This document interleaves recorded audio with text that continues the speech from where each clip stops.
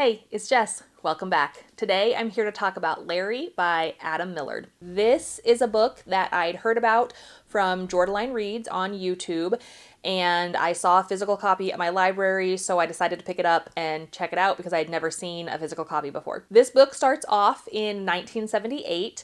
You are at a summer camp called Camp Diamond Creek, and you have started and come in the middle of a slashing spree, where you are following the final girl, and she confronts Larry Pigface Travers at the end of the chapter. He has been going on killing sprees for 3 years at the camp, and finally is learning about the new rules for horror movies and slasher villains, such as there's a final girl, and so she's going to win and he is not. So at the end of the first chapter, he is left to burn, and the world assumes that they are safe from Pigface. The next chapter starts in 2014. Another group of teenagers are going up to Camp Diamond Creek, which is now an abandoned, basically defunct camp. So they'll have the whole camp to themselves. Larry hears about this and decides to pull his mask out and go on one last spree. So you are following these teenagers that follow a lot of the tropes of slashers, and you are also following Larry, who is trying to learn the rules of slashers and horror movies while going on this slaughtering spree through this camp. This was completely ridiculous. It's a book that I really, really liked, and I had fun reading it.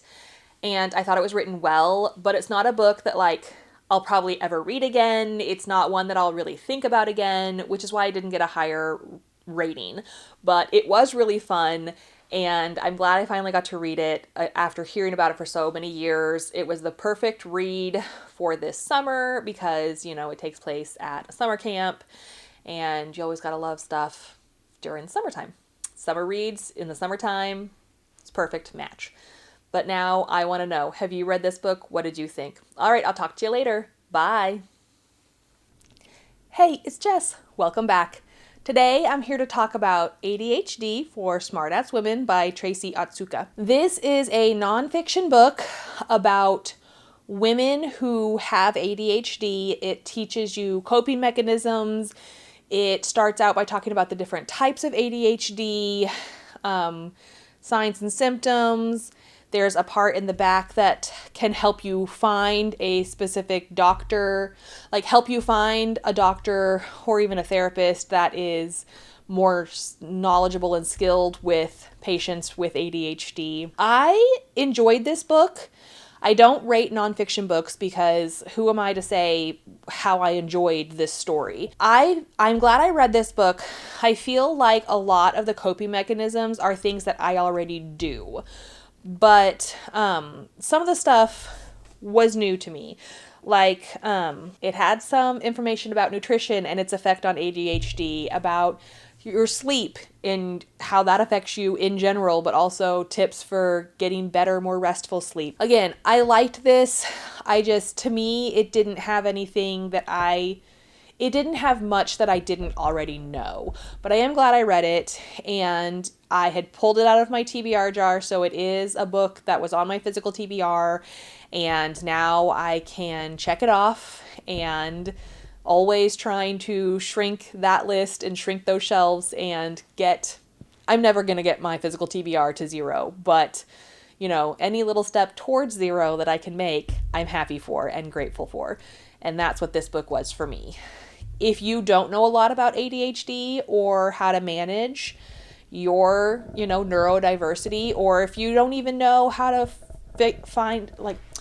if you don't even know how to get diagnosed, or if you even should get diagnosed, then I do recommend this book. If you're kind of new into looking into neurodiversity, this book would probably help you.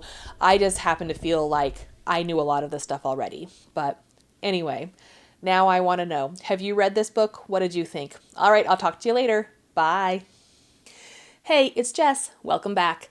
Today I'm here to talk about No One Rides for Free by Judith Sonnet. I read this book for Summerween for the prompt, read a book with 5 words in the title. And I had been hearing about it a lot on YouTube. This is an extreme horror novel. Extreme horror novel. Very gross, very disgusting. Very short, thankfully. I don't even know what to say about this book.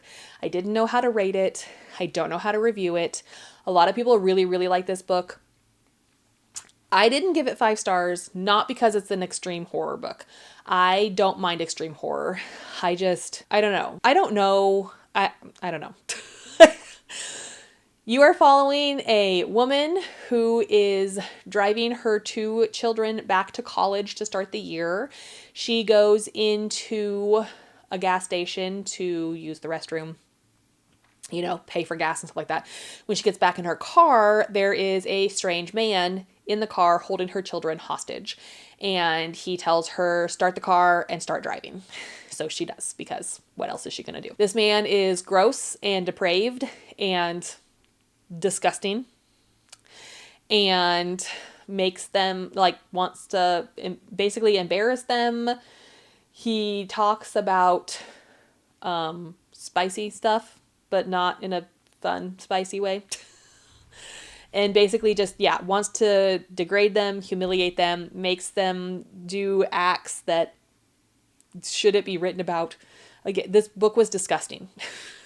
And again, I've read extreme horror books before. This book was disgusting. I'm glad that I read it really fast and that I could stop thinking about it. And I don't even know what to say about this book. Judith Sonnet wrote the author's note saying, basically, she had this idea and she wanted to make a book as disgusting as she possibly could. You did it. Good job, Judith Sonnet. Again, a ton of people love this book. It was 75 pages and I read it and now I'm done. And that's what I have to say about it. So if you want to read a really gross book, check out No One Rides for Free. It's shocking. It's shocking. It's gross, disgusting, which again was the point of it. And now I want to know, have you read this book? What did you think? All right, I'll talk to you later. Bye.